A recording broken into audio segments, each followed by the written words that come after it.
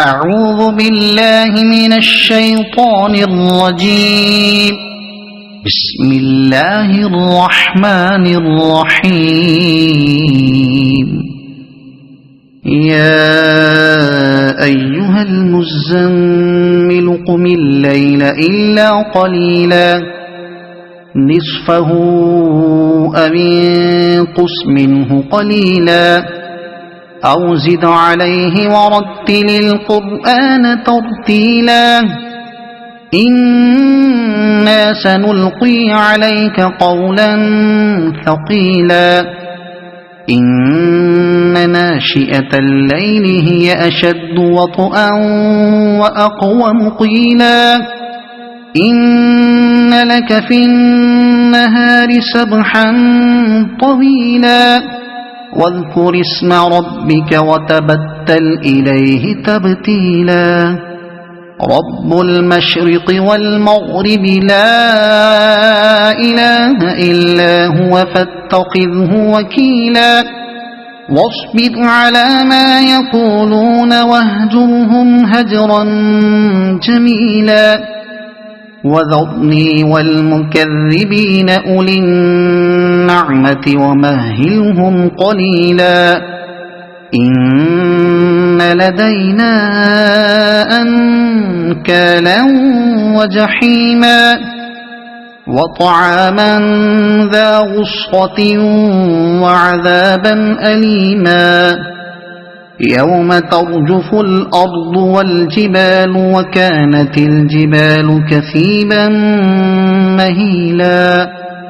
إنا أرسلنا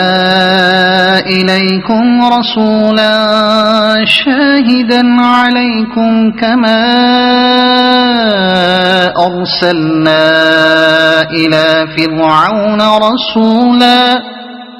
فعصى فرعون الرسول فأخذناه أخذا وبيلا فكيف تتقون إن كفرتم يوما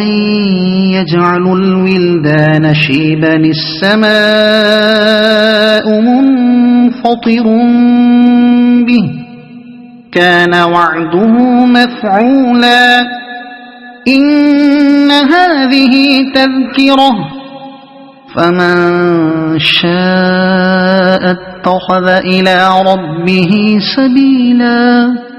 إن ربك يعلم أنك تقوم أدنى من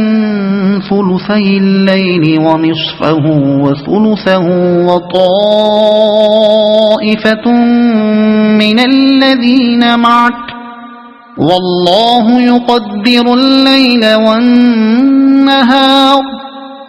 علم أن لن تحصوه فتاب عليكم فاقرؤوا ما تيسر من القرآن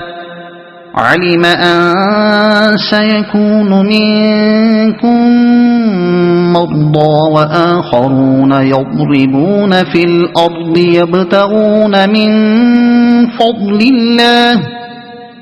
يبتغون من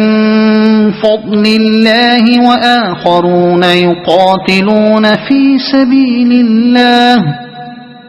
فاقرؤوا ما تيسر منه وأقيموا الصلاة وآتوا الزكاة وأقرضوا الله قرضا حسنا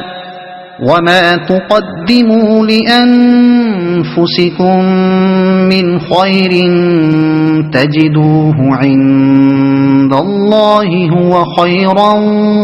وأعظم أجرا